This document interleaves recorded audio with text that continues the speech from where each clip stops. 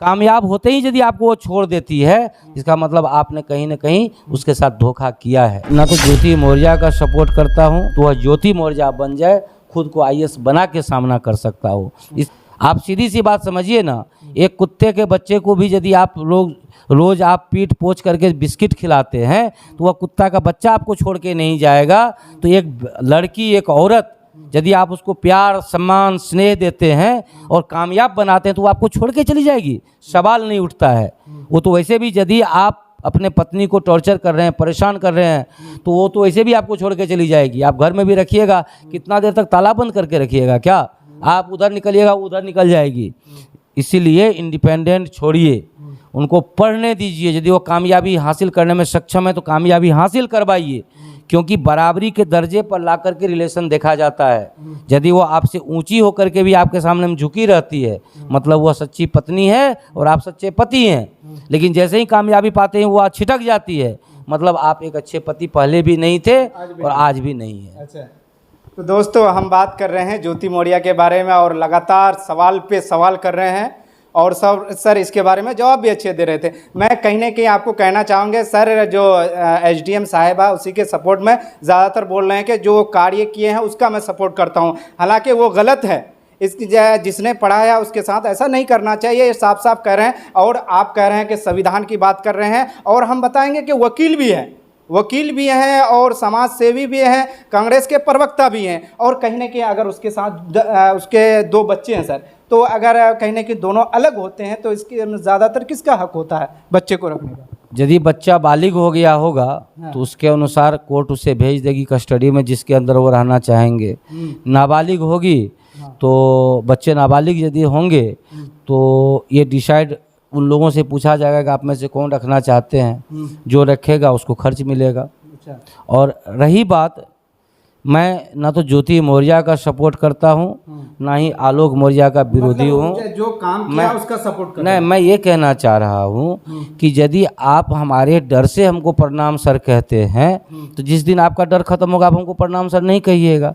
यानी आप मेरा सम्मान हमारे डर से यदि करते हैं, तो डर जब तक रहेगा तभी तक सम्मान करिएगा ना। तो आप ऐसा सम्मान क्यों नहीं पाना चाहते हैं जिसमें डर नहीं हो, ताकि वो हमेशा रहे वो सम्मान। यदि नौकरी से पहले वो आपके पास लंगड़ी डुलाती थी, नौकरी के बाद क्यों निकली? क्योंकि वो पहले डर से डुलाती थी, डर खत्म हो गया, आपको छोड़ दी। तो आपने ऐसा प्यार ही क्यों किया जहाँ पर आप उसको डरा डरा के रख रहे थे? यदि आपने उसको ओपन माइंडेड फ्रेंडली ट्रीट किया होता तो आपको पहले कह देती कि भाई देखिए हम आपसे सेट नहीं कर पा रहे हैं आपके साथ, आप भी कहीं और शादी कर लीजिए, मैं भी कहीं और कर लूँगी। सर इसमें सोशल मीडिया पे एक जो टॉपिक चल रहा है कि बेटी बढ़ाओ बीबी नहीं, तो ये क्या सही है कि बीबी को नहीं? देखिए ये इंसानियत पर डिपेंड करता है। हाँ। बीबी, बेटी, फलना ठमकाना नहीं। हाँ। एक इंसान के नाते, मैं तो एक इंसान हूँ, मैंने हजारों लड़कियों को, लड़कों को, एजेड लोगों को इसी टेबल से पढ़ा कर ऑफिसर बनाया है। तो यदि कोई इंसान है, आप इंसानियत की बात करेंगे, तो यदि कोई कुछ बनना चाहता, कोई भी हो, तो एक इंसान होने के नाते आपको उसका मदद करना आपकी फ़र्ज बन जाती है। अच्छा।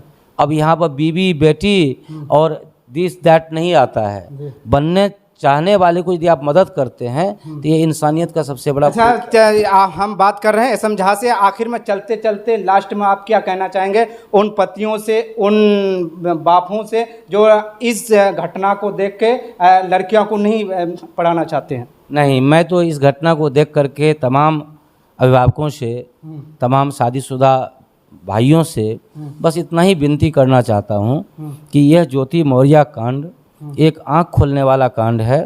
आप अपने बच्चों को जो पढ़ाए ना पढ़ाएं, लेकिन आप अपनी बच्चियों को ज़रूर पढ़ाएं, इतनी पढ़ा दें कि यदि कल दिन उसको किसी तरह का मुसीबत का सामना करना पड़े तो वह ज्योति मौर्य बन जाए, खुद को आईएएस बना के सामना कर सकता हो। इसलिए आप उसको एजुकेशन दीजिए।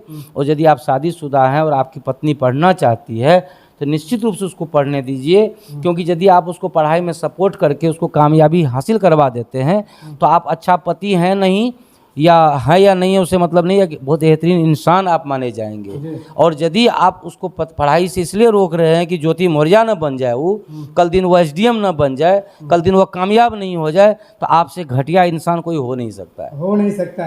चलिए बहुत बहुत शुक्रिया एसएम झा का, जो इस मुद्दे पे ज्योति मौर्य के मुद्दे पे बात कर रहे थे। आप लोग को वीडियो कैसा लगता है, सर ने इसके बारे में क्या अच्छाई किया क्या बुराई किया, आप कमेंट सेक्शन में अपना राय ज़रूर रखिएगा। और ये जो एसडीएम साहिबा ने कितना अच्छा किया है, समाज को क्या अच्छा ये देने की कोशिश की है नसीहत, इसके बारे में भी आप ज़रूर बताइएगा। और आपको वीडियो कैसा लगता है शेयर ज़रूर कीजिएगा, और चैनल पे पहली बार आ रहे हैं तो सब्सक्राइब ज़रूर कीजिएगा। आपको यहाँ तक वीडियो देखने के लिए बहुत बहुत धन्यवाद, शुक्रिया।